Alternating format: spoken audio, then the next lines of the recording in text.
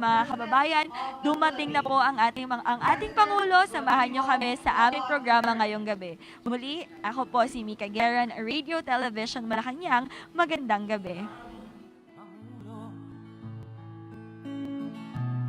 Para sa pagbabago, sawa na ang bayan ko sa magnanakaw na tao.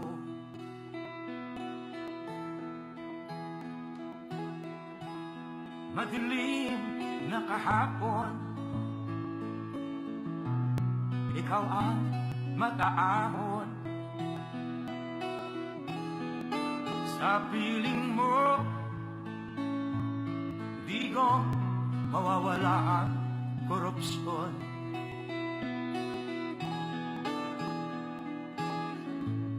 Tayo na, Pilipinas, tayo na magbago. Ladies and gentlemen, welcome to the opening ceremony of the 7th Union Asia-Pacific Regional Conference with the theme, Unity in Diversity, One Against Tuberculosis and Other Diseases. To welcome us this evening, may we call on the conference president of the 7th Union Asia-Pacific Regional Conference, Dr. Camilo C. Roa, Jr.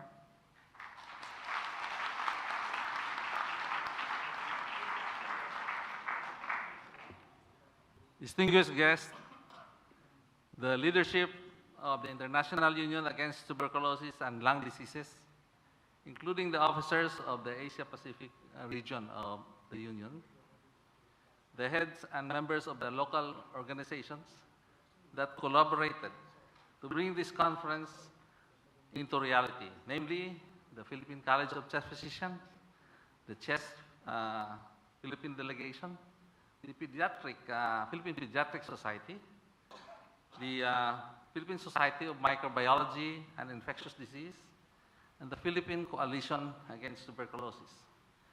The leadership of the World Health Organization and its Western Pacific Region Office, the representatives of the funding agencies and NGOs that has generously supported health programs in our country through the years.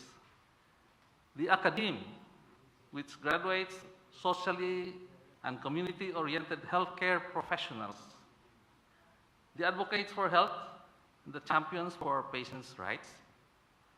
The Filipinos in the room, led by no less than our president, who will be formally recognized and introduced. Ladies and gentlemen, welcome to the 7th Union Asia-Pacific Region Conference in Manila. My name is Camilo Roa Jr., a professor of the University of the Philippines, a lung specialist and an advocate for TB and lung diseases, and presently the conference president. For the second time in the past 2 decades, the Philippines has been given the task of organizing the regional conference that brings together scientists, healthcare professionals, program managers, community workers, and funders to take stock of how things are in the realm of lung health, to determine what more needs to be done and how to implement the solutions. The idea is to find health solutions for the poor, the mission of the International Union Against Tuberculosis. Since then, it's humbling to note that things have not moved exactly the way we wanted. True, millions of lives have been saved globally. In the Philippines, TB mortality has gone down from number 6, now number 8. But still, daily, 60 Filipinos die from tuberculosis. More people are dying from the smoking-related diseases. We now have more cases of drug-resistant TB. Pneumonia is still a top killer in the elderly and the very young. And more people are suffering from asthma and other treatable diseases. In the Philippines, we were shocked to learn, based on the latest national prevalence survey done in 2016, that the burden of TB in the country is almost 3 times what we used to think it was. Yet today, with the available modern tests like gene diagnostics, digital X-rays with artificial intelligence and the cloud, more efficacious and better tolerated regimens, and proven programs, strategies like active case finding instead of just waiting for them in the health center, management of latent tuberculosis infection. We stand at the crossroads of finally freeing the world and our country from these ancient scourge.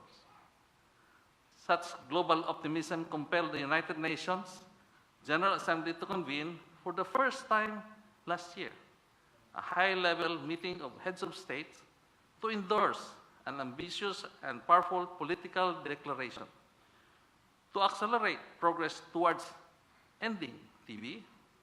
Strategically, today's meeting in Manila may well be considered as a follow-through End TB Summit in the Asia Pacific. In behalf of the Philippine Tuberculosis Society and its partner organizations, it is with great optimism and excitement that I declare the 7th Union Asia Pacific Region Conference open. And traditionally, I do this. Thank you. Thank you very much, Dr. Camilo C. Roa, Jr. At this juncture, to give his message, may we call the Regional Director of the World Health Organization, Dr. Takeshi Kasai.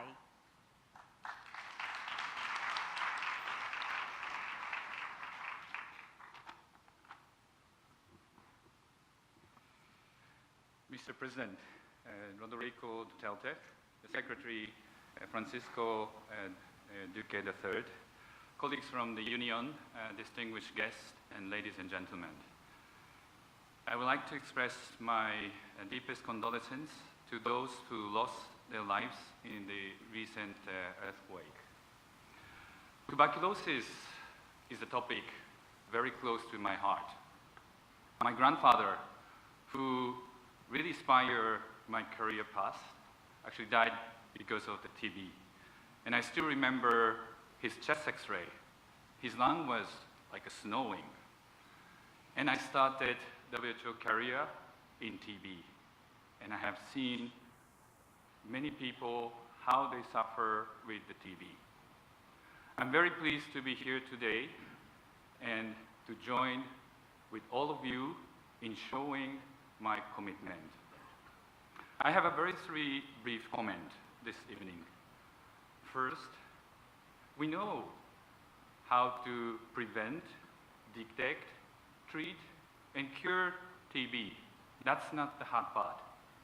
But the hard part is to translate those knowledges into action with the strong support from the political side. The presence of the Mr. President tonight is the indication that Philippine has that political will.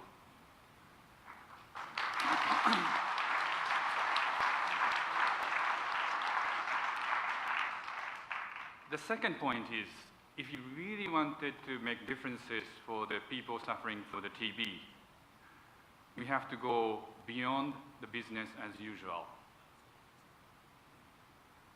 Let us be clear about challenges we are facing. 1 in 100 people in this country with active tuberculosis is emergency. And I think we have to act as it is. We have to mobilize all the health sectors in such a way, well coordinated and planned and carefully monitored and sustained way.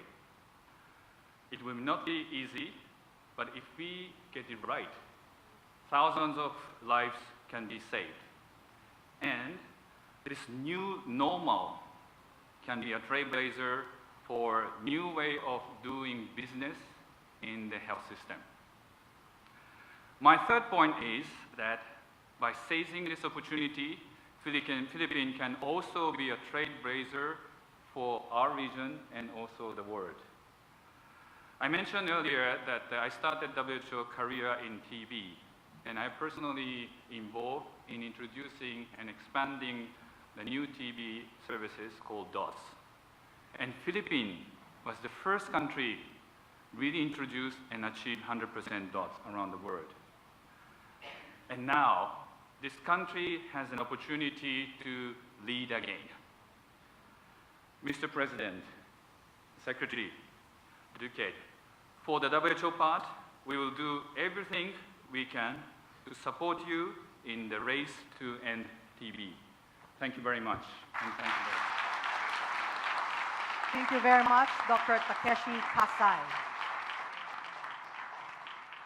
Now to formally introduce our guest of honor and speaker, may I call on the Secretary of Health, Dr. Francisco T. Duque III.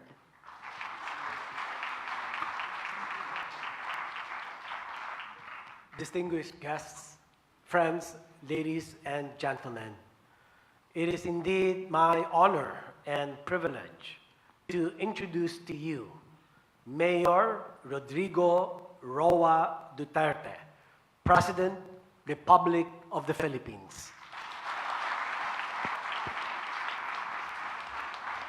Kindly sit down. I am just a mayor, not a president. You heard it.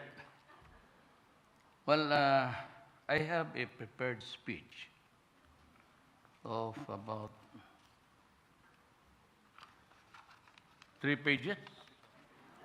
How long did you wait for me? You know, the Secretary of Health and I were just about 15 minutes ago, we were racing the other chopper, helicopter, to be here on time. We did try, but you know, we had to discuss, made the assessment, made ocular inspections of the damage, and since the cabinet members were there, we had a conference of how the task could be divided so that the places hard hit by the earthquake would return to normalcy as soon as possible. That is the catchword of every catastrophe and disaster. It's always try to endeavor as fast as you can to return to normalcy. So that is what I did there. So let me just make the acknowledgements. The Health Secretary, Francisco Duque, the officers and members of the International Union Against Tuberculosis and Lung Disease, led by Union President Dr. Guy Marks, Dr. Ral Antic, Union President, Asia Pacific Region, Dr. Camilo Roa. I think he's a relative of mine. We come from the same place.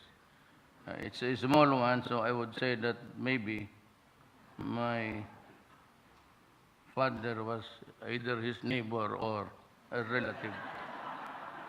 Dr. Takashi Kasai, Regional Director, World Health Organization. I love the words he used in characterizing the situation. Other distinguished guests, ladies and gentlemen. Let me, you know better than I am, so let me just divert a little and talk about my country and what ails my country. Well, number one is that I've been making several statements before regarding law and order and governance. What I say to you now, I will not be there forever in the office. As a matter of fact, in about 3 years' time, I'd begun for good, since I could no longer run for any other position, except maybe to retire and plant whatever there is to be planted. I don't own the land. Maybe I would plant people. And let me just address to all of you so that you know a bit about my country.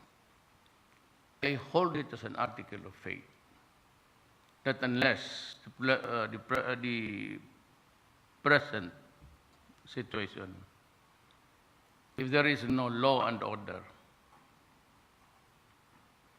and if we cannot stop corruption in this country, no matter what we do or will be doing or have done, won't help. We are troubled with drugs, rebellions by the NPAs, and the Mindanao situation is the Islamic insurgency. We are lucky that in the two revolutionary fronts of the MI and LF and the MN, we were able to find a solution to give them what they wanted. For after all, it was just an issue of territory. Long before the Spaniards came, and of course the Americans, Mindanao was already Islam. That is why when the Spaniards came and they had the muskets and the cannon and the gunpowder, the natives had to kneel down because of sheer firepower. And the Americans also, and it was during the time that there was sort of a catchword, sloganeering, was go to Mindanao because it is the land of promise. Go west, Yangon. And over time, the population grew and outnumbered, I'm referring to the Christians, outnumbering the population of Mindanao. And it was the Americans who started to divide the nation. Mindanao opened and they introduced the Torrens title. And just like in America, distribute the lands to all. They call it the homesteads. It's an American version of giving away public lands. And that was really a big problem because they forgot that before he came, Adam and Eve was already there. And I'm referring to the tribes of the Moro, the native Muslims of Mindanao. So I said the MNMI was just an issue of territory.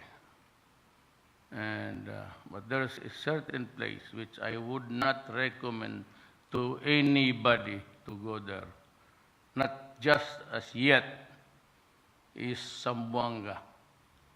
There are still plenty problem because some Europeans go there for the bird watching.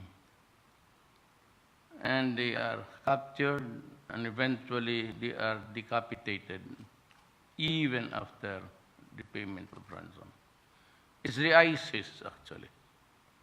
It used to be the Abu Sayyaf, it's a band of brigands, but now it's an Abu Sayyaf territory.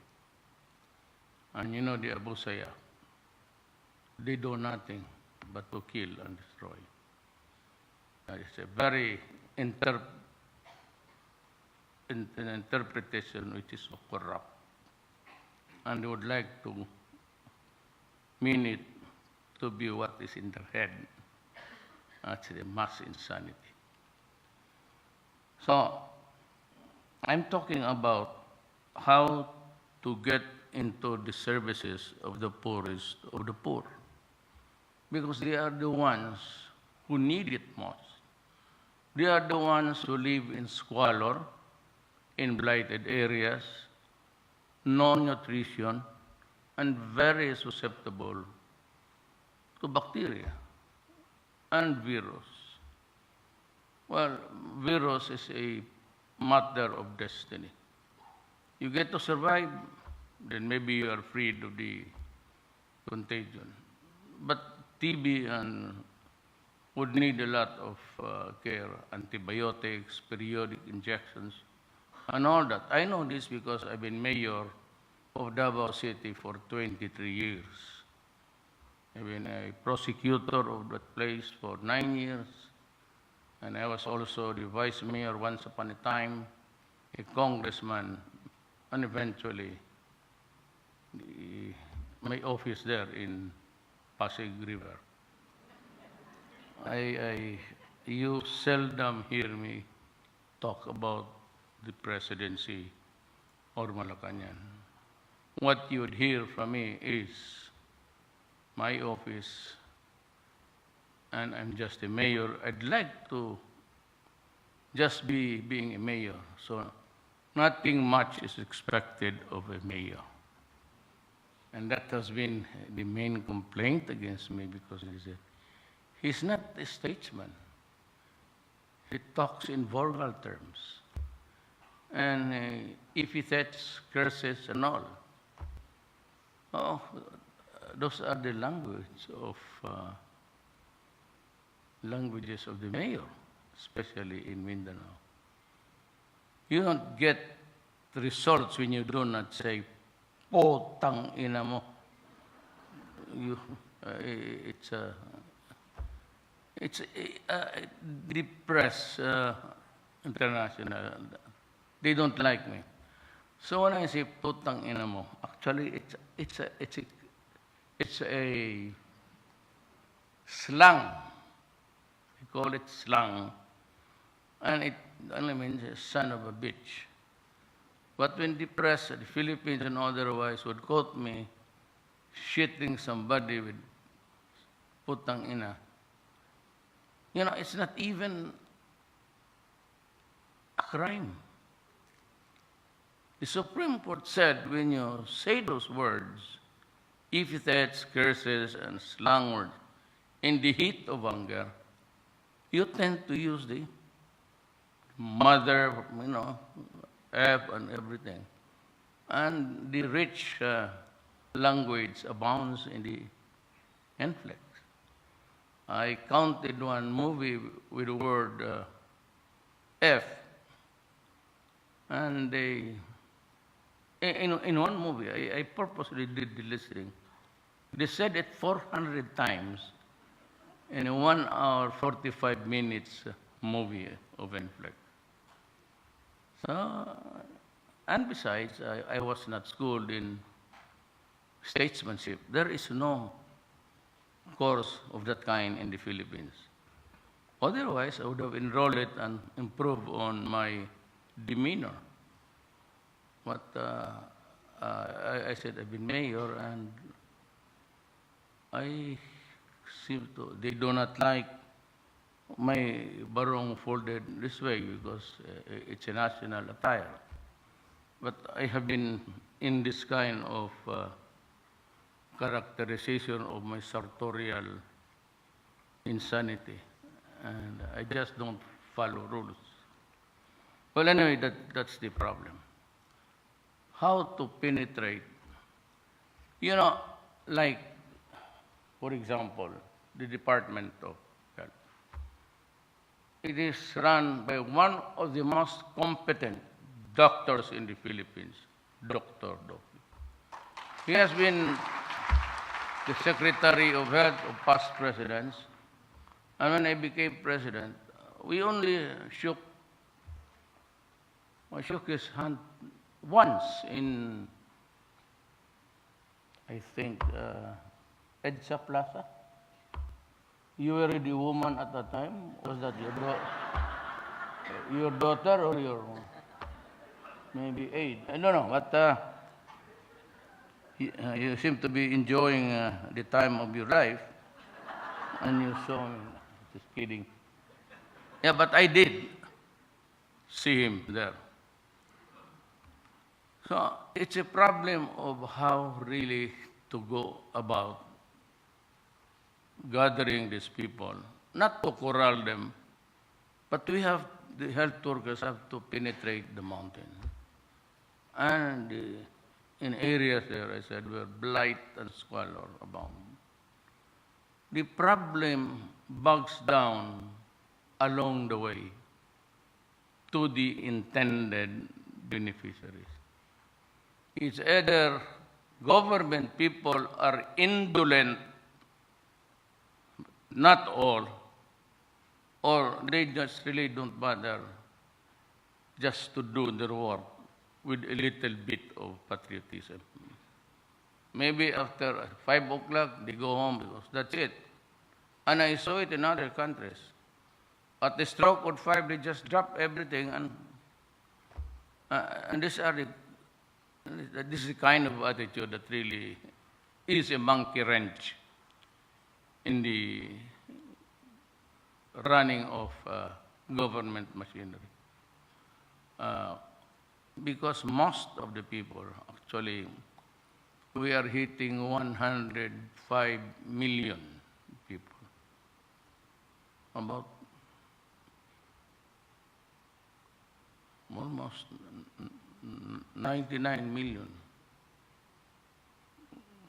They just do not have the money for the cure to spend. It's a series of injections and you need money. And it behooves upon the health workers really. And we have a strong advocate for that. But it's a matter of discipline sometimes. And especially now that there are a lot of people who are into drugs. And yung people who are into drugs do not have the appetite to eat. That's why their hands is half of my breath. Most of them do not eat. They do not sleep. And they just wait for the monkey to ride on their back. And it begins to be itchy, they look for, the crave for the drug. And most of them are poor. So sometimes you equate drug addiction to crime. Most of them are sick. I said they do not have the nutrients. Their food is terrible. It's all carbo, no protein, and they're just content of having. The Filipinos are fond of salty foods to accompany the carbo. They never actually learn the art of eating protein, vegetables, and that. They are ignorant. I hope I'm not berating my country, but that is the truth. And we have to have proactive social workers or health workers. And that is why I do not, maybe the estimated number of addicts could be correct or it could be wrong. Just like the drug contamination when I became president. Over the years, you guys were citizens of this country, saw how it developed. Lunan, who is running for senator this election, was called by the DEA, the Department of Enforcement of Drugs in America. Lunan was secretary of the DILG during Marcos's time yet. And he was told there that at the rate Shabu is swallowing your country, we would not be surprised if you end a narco-politic in just a few years. And subsequent to that, the two other presidents. You could only read a buy-bust operation, Cebu, one or twice. The amount quoted was always in the thousands. Then the last administration, it became million. And now it has become $1 billion industry. There's the Sinalosa of Mexico. I hope I do not offend anybody here. They run the country, the elections, they elect the people, they choose. And that is what happened to my country. It started with the barangay captains, and that is the most basic political unit of government. It is like a county, then goes to the city and becomes a state. There were about 14,000 barangay captains all over the country. And there were about a good number of the mayors already elected. So I was forced to call them in Malacanang, just like what Alunan did during the time of Marcos. I was mayor. He called us and said, he gave the warning. So I was always conscious of that, but I've always been angry at crimes because of my work as a public prosecutor. I was doing trial work for the government. So when I became mayor, I brought along my chief of police and placed them at the highest position of the PNP. He was only 1 star, a place when I appointed him there, he automatically became 4 star. And I said, there's only one thing that I would like you to do. Open the records of the drug industry in the Philippines. So when he opened it, you saw by your own eyes thousands of sickly, thin, malnourished Filipinos going to the barangay or to the police by the thousands. And last count, we had about Bato Says, who's now running for senator. I urged him to run because he can help our country. So I was, well, open up. So when he opened the files, I realized that I was going to fight my own government. That's what the thing about do not believe it, but some suggested a revolutionary government. Because right at the start, there were 9 generals of the police in the greater Manila area who were into drugs. And the customs was rotten.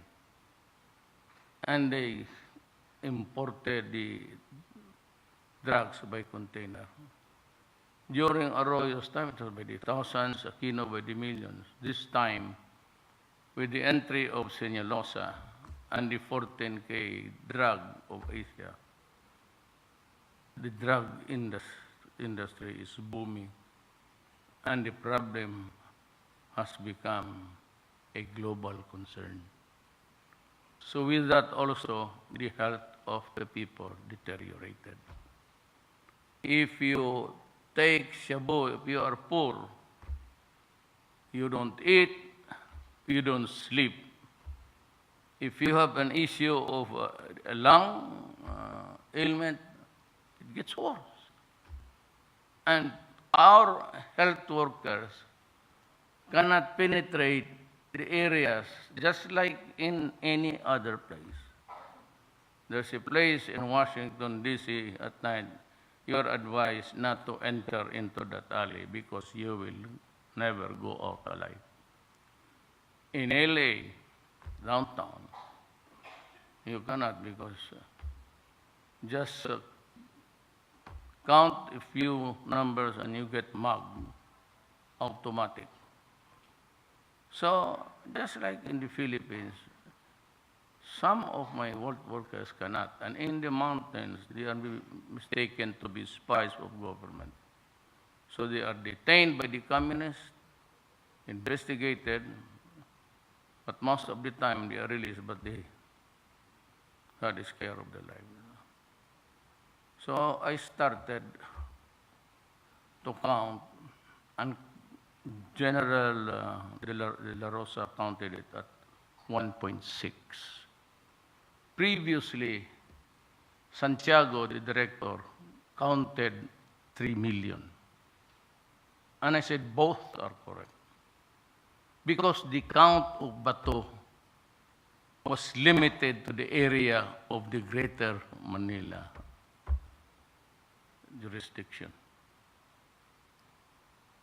So, even if I place it at the very conservative number of the count of Bato, which is a newer undertaking, I would still have about 1.6 million Filipinos who are slaves to a drug called shabu. And they have to have it every day. And if they do not have the money, they will kill. They kill the rab. And when they get high, it's an everyday occurrence.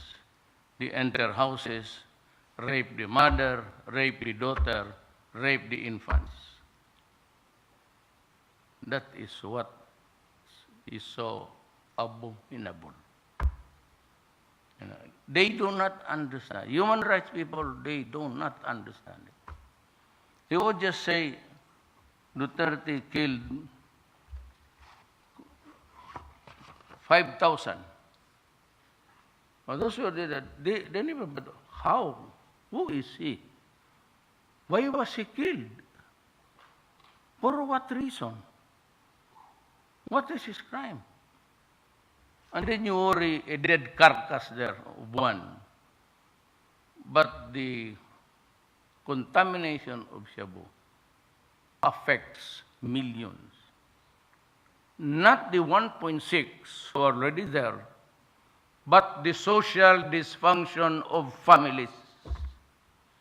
If the breadwinner of the family falls down,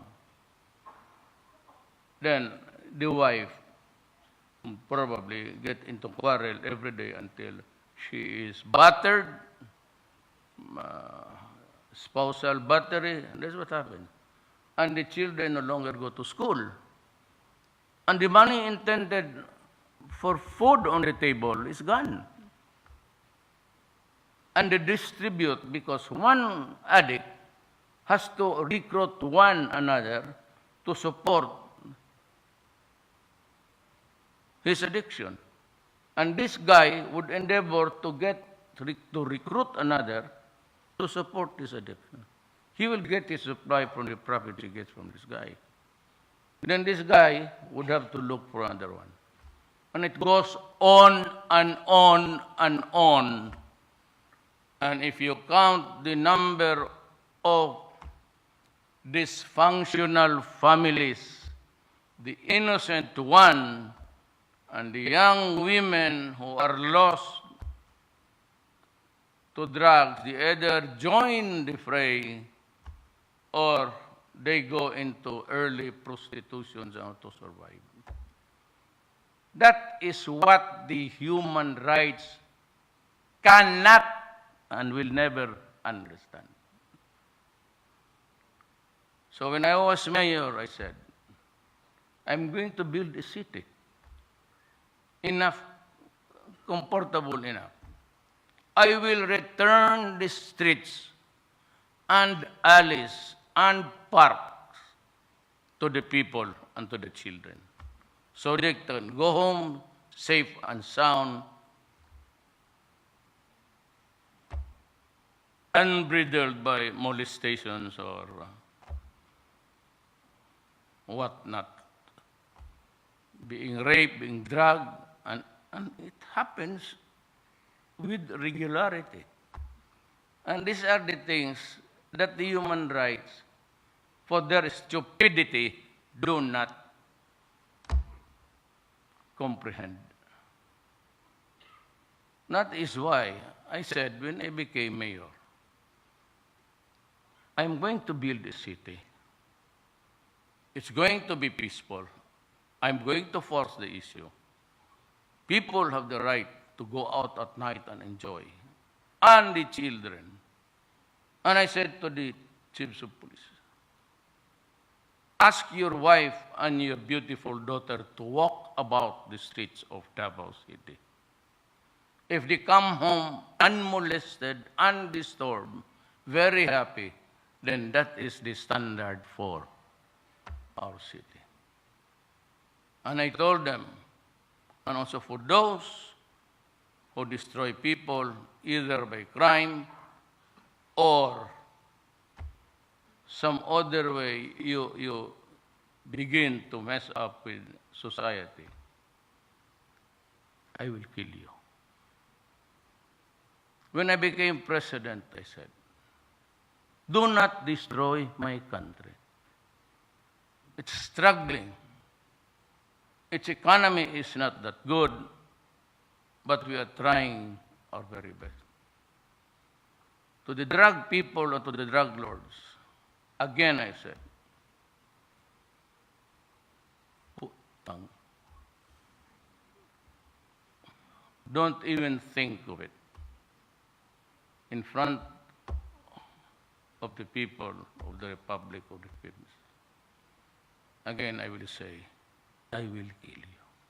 Period. No apologies, no nothing. I love my country.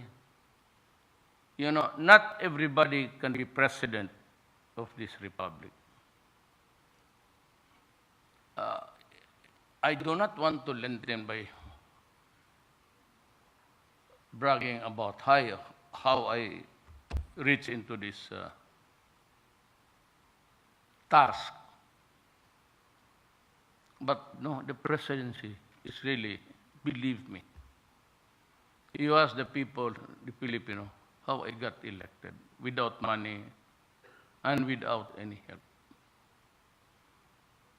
And about Jaime Marcos, Abet Garcia. Then in Masbate, Governor Ko, only because the son was my fraternity brother. In the Visayas, where my father comes from,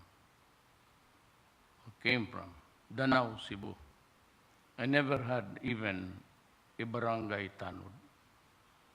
In Mindanao, I had the support of, active support of Subiri, the father and son, and Governor Amante. But beyond that, I didn't have any money. Why I really do not know. I cannot answer you now. Maybe it was a very stupid decision. But if you ask me now, in the hindsight, when I think of the moment I decided to run, that I regret. But I'm going to work for the next 3 years. But if you ask me if I'm happy with the job, I am not. Because of so many corruption and I have to fire. I'm leaving for China. And before that, I will leave so many letters of dismissal.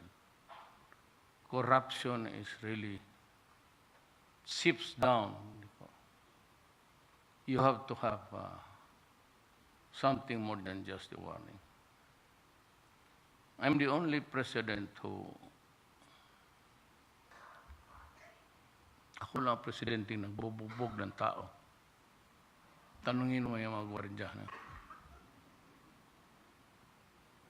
Yung mga hangul, pag masa uli sabi ko, ulihin mo yan. I'll tell you, give me your money, because I do not bring money. So the soldiers, the white ones there, they would say, give me your money. And I would say to the guy, eat it. And sometimes there's one or two small coins, including the coin. But Mayor, it will get stuck in my, correct. It will really stuck in your, it will block your shit, and that is good for you. I do not like people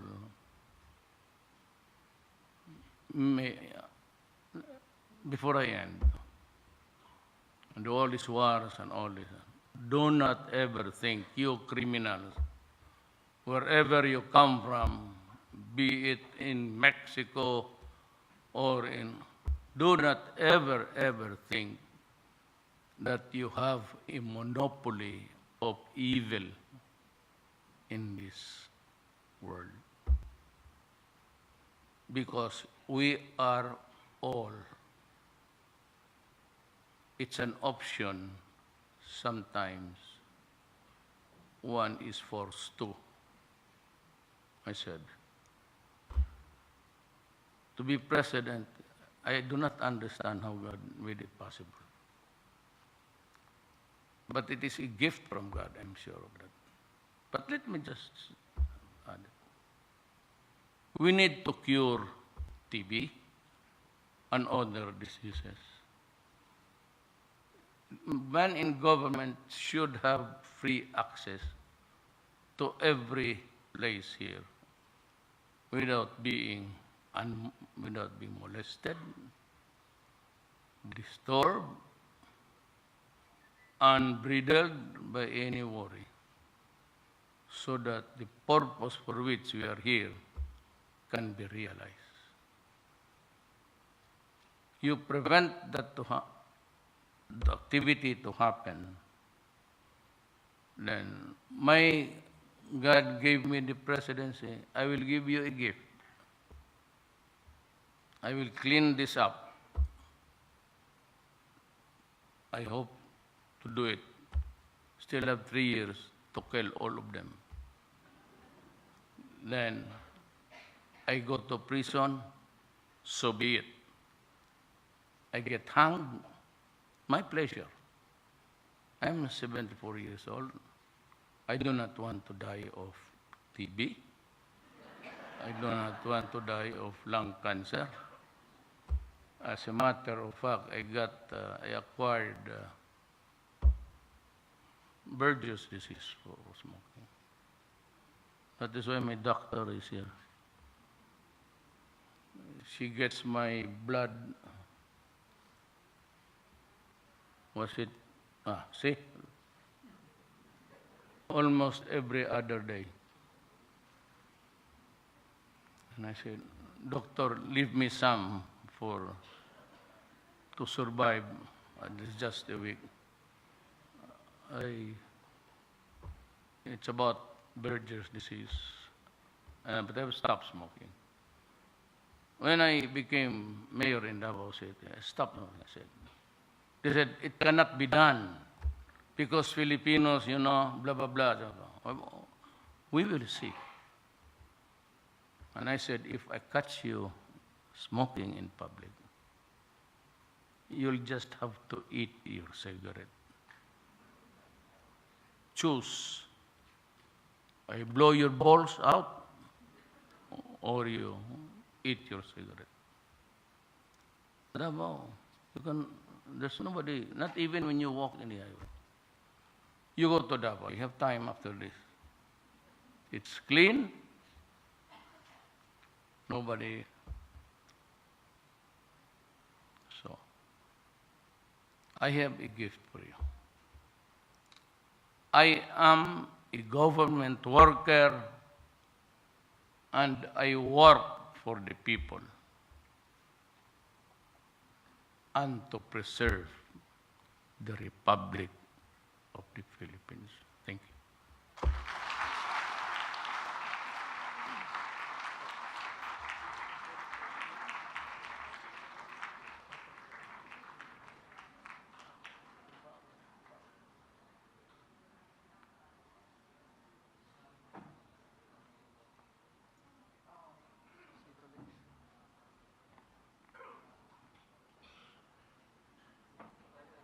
Thank you very much.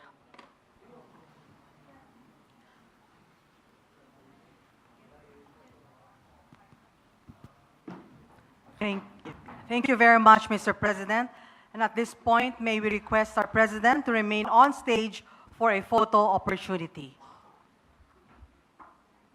May we call on the first batch of the DOH regional directors and coordinators.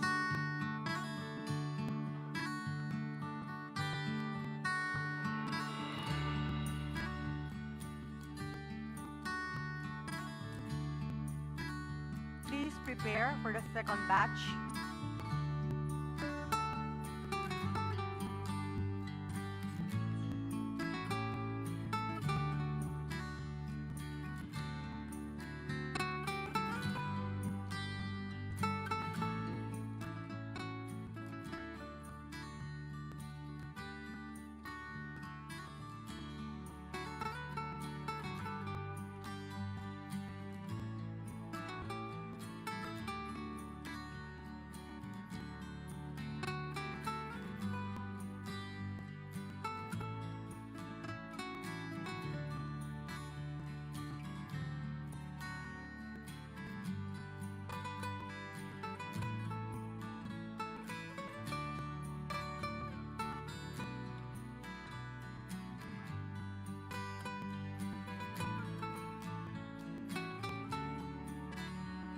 Thank you for the first batch.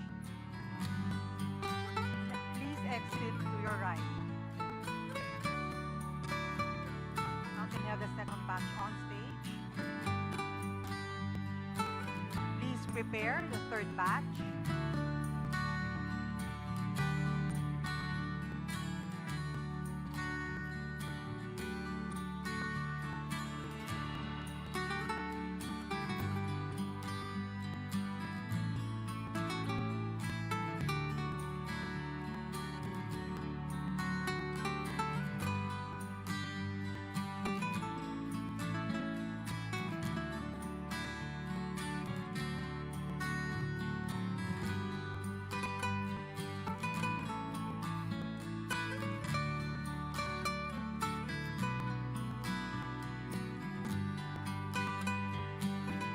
Thank you. To the second batch, please exit to your right.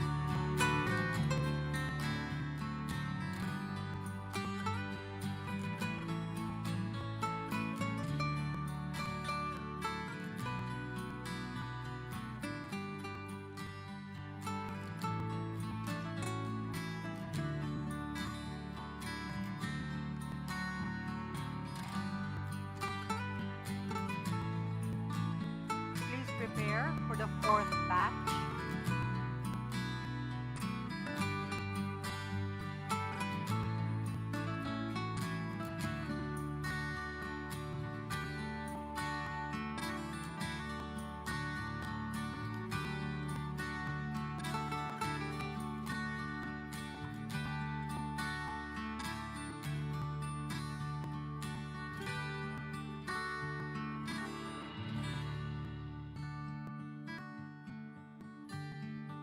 Thank you. Kindly exit to your right.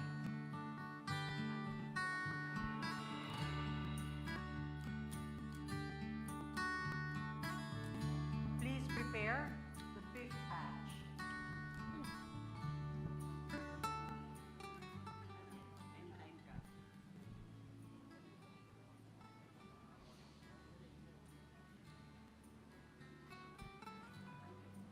Ayan, kasalukuyan po tayong nagkakaroon ng photo ops kasama ang ating presidente at ilan sa mga medical partners natin na magiging katuwang ng DOH sa nagaganap at magaganap pang conference sa mga susunod na araw. Ayan, kanina nga po ay ibinigay na ng ating Pangulo ang kanyang mensahe patungkol dito sa ating kampanya laban tuberculosis.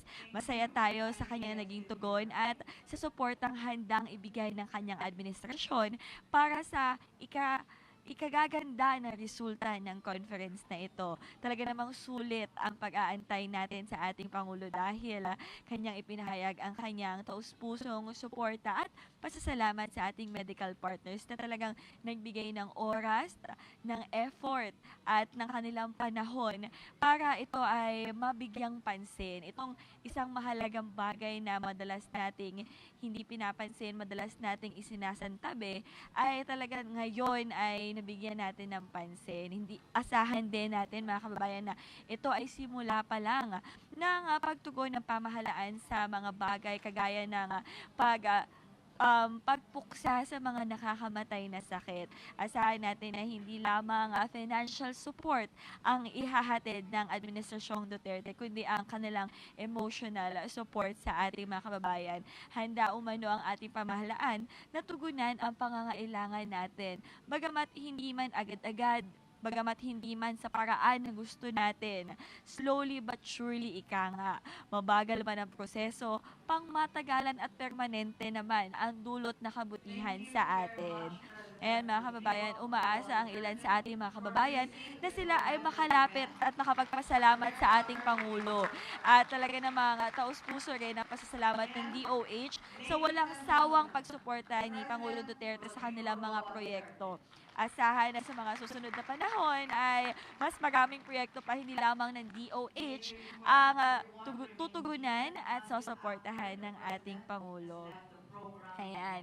Hindi gaanong nagtagal ang kanyang mensahe, bagamat naging maiksi ay diretso naman niyang ipinahayag ang kanyang suporta, pasasalamat at handa umano ang pamahalaan na i-extend lahat ng tulong na kanila nga kayang ibigay para sa ikabubuti nating lahat. Kaya naman tayo bilang mamamayang mga Pilipino, gawin din natin ang ating parte. Let's do our part dahil hindi lamang po hawak ng ating pamahalaan, hindi lamang hawak ng Pangulo ang pagbabago na ating inaasam. It should be a collaborative effort between the government and us as Filipino citizens. Kagaya nga po ng tema ng programang ito, Unity in Diversity. Sa kabila ng mga pagkakaiba ng opinyon, pagkakaiba ng mga paniniwala, kaya nating magkaisa at dapat tayong magkaisa bilang ito ang sagot sa pagbabago na ating inaasam. Muli, ako po si Mika Guerra ng Radio Television Malacanang. Magandang gabi.